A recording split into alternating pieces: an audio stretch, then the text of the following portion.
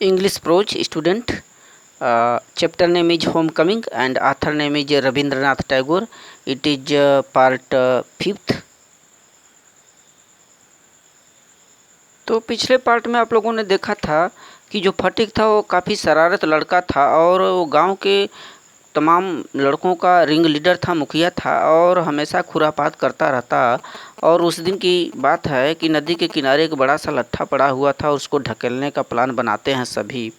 और तभी जैसे ही ढकेलने वाले थे तभी उसका भाई माखन जो था आया और उस लट्ठे पर बैठ गया। मना करने पर नहीं उठ रहा था और वह ध्यान नहीं दे रहा था इस बात का उन लोगों के। और फिर फटिक ने बोला कि हट जाओ अन्यथा मैं तुम्हारी पिटाई कर दूंगा, फिर भी नहीं हटा। इसके बाद 1 2 3 बोल करके सभी जो बच्चे थे उस लट्ठे को लुढ़काना शुरू कर दिए। उनको ये था कि हम लोग लुढ़का देंगे तो इसका जो मालिक है लट्ठे का आएगा तो काफ़ी सरप्राइज होगा और इस बात में वह आश्चर्यचकित भी होगा। आश्चर्यचकित के साथ ही साथ उस क्रोधित भी होगा और इसमें हम लोगों को एंजॉय मिलेगा। फिर क्या हुआ कि माखन उस लट्ठे के साथ लुढ़कता हुआ उसको घाव लगता है और आगे देखेंगे। फिर वह रोता गिड़गिड़ाता घर पहुंचा। फिर इधर क्या हुआ नेक्स्ट। और पिछले पार्ट में यह भी पढ़े थे कि क्रोध के मारे वह फटिक के चेहरे को नोच लिया था माखन और तब रोता हुआ घर पर पहुंचा था। यहाँ से चेक करिए। फटिक wiped his face and sat down on the edge of a sunken barge on the river bank। देखिए फटिक wiped his face, फटिक ने अपने चेहरे को wiped माने पोछा and sat down on the edge of a sunken barge। sunken barge माने एक सकरी कहें या धसी हुई एक छोटी सी जो बार्ज माने नाविका थी, नाव। उस पर एक किनारे जो थी वह नाव उस पर बैठ जाता है और अपने चेहरे को पोंछता है ऑन द रिवर बैंक, नदी के किनारे। And began to chew the piece of grass, और घास के एक टुकड़े को चबा रहा था, चबाना शुरू कर दिया। A boat came up to the landing, तभी उस नाव उस नदी में एक नाव आता है ठहराव लेने के लिए वहाँ पर। And a middle aged man, और उस नाव से एक अधेड़ व्यक्ति उतरता है। देखें यहाँ से a boat came up to the landing, वह जो इसके पहले जो चबा रहा था घास को बैठ करके फटिक नदी के किनारे उस छोटी सी नाविका में, उधर से एक नाव आती है और उस नाव पर से मिडिल एज्ड मैन, एक अधेड़ व्यक्ति विथ ग्रे हेयर, जिसके की बालें काफ़ी भूरा था, एंड डार्क मस्टेच, और मूछें उसकी काली थी, स्टेप्ड ऑन अ शोर, माने नदी के किनारे शोर में से तट पर उतर आता है। ही सा द बॉयज सिटिंग देयर, वह जो अधेड़ व्यक्ति था वह देखा कि वहाँ पर लड़का बैठा है, boy sitting there and doing nothing, और कुछ भी नहीं कर रहा है। डूइंग नथिंग, कुछ भी नहीं कर रहा। एंड आस्क्ड हिम, और वह जो व्यक्ति था अभी जो नाव से उतरा नदी के किनारे, उस लड़के से पूछा वेयर द चक्रवर्ती लिव्ड, बताओ बालक चक्रवर्ती परिवार कहाँ रहते हैं। Phatik went on chewing the grass and said, और इधर जो फटिक था अपने मुंह में उस घास को चबा रहा था, बोला ओवर देयर, वहीं कहीं। But it was quite impossible to tell where he pointed, लेकिन यह काफ़ी बिल्कुल ही असंभव था। क्वाइट इम्पॉसिबल, बिल्कुल असंभव था कि केहर वह इशारा कर रहा है, वेयर ही पॉइंटेड, केहर किस दिशा में, कहाँ इस इंगित कर रहा है, किधर वो बालक कि वो चक्रवर्ती का कहाँ घर है। ऐसा असमंजस स्थिति बना था। The stranger asked him again, वह जो अजनबी था एक बार फिर उस लड़के से पूछता है, फटिक से पूछा he swung his legs to and fro, और जो फटिक था अपना on side of the barge and said, उस नाव पर से अपने पैर को इधर उधर टू एंड फ्रो अपना झूला रहा था और बोला, गो एंड फाइंड आउट, अरे जाओ पता करो, and continued to chew the grass as before.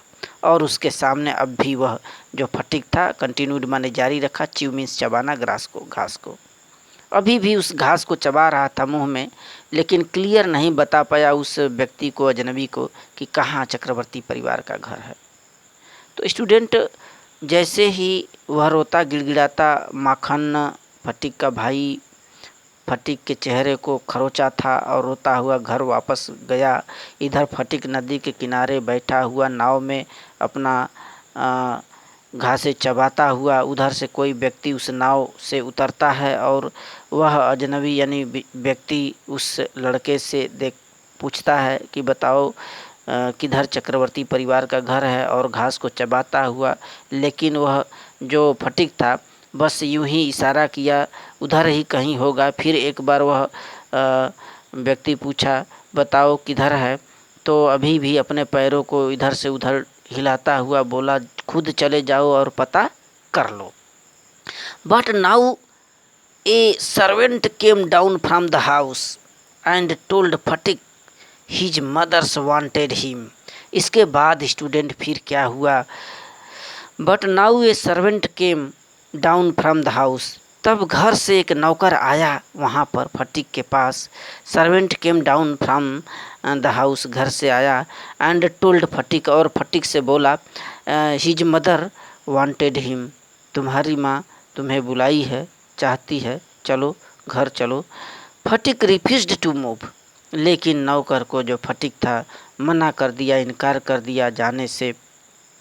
But the servant was the master on this occasion, लेकिन जो नौकर था इस समय, इस अवसर पर, ओकेजन पर मालिक था, मालिक के समान था। ही टूक फटिक अप रफली एंड कैरिड हिम, वह जबरदस्ती उस फटिक को घसीटता हुआ ले गया, kicking and struggling in important rage. और इस विरोध में जो फटिक था अपना लातें चलाता हुआ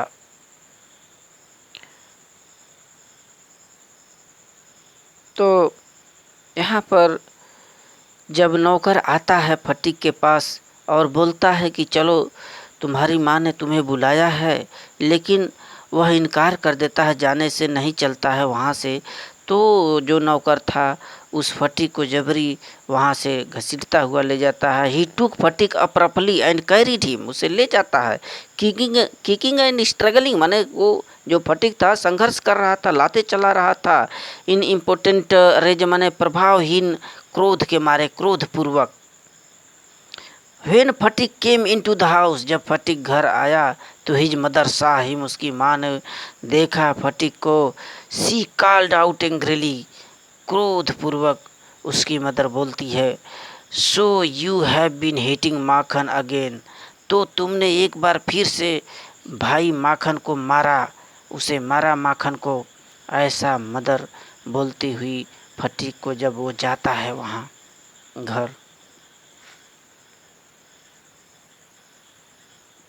फटिक आंसर्ड इंडिग्नेटली, फटिक क्रोध पूर्वक जवाब देता है, no I have not, who told you that, अरे नहीं मैंने तो नहीं मारा माखन को, किसने तुम्हें बताया। हिज मदर शाउटेड, फटिक की माँ चिल्ला पड़ी, don't tell lie you have, झूठ मत बोलो तुमने माखन को मारा है। फटिक सैड सडनली, फटिक अचानक बोल पड़ा, आई टेल यू, मैं तुम्हें कह देता हूँ, आई हैव नॉट, मैंने फटिक को नहीं मारा, माखन को नहीं मारा। यू आस्क माखन, तुम माखन से ही पूछ लो।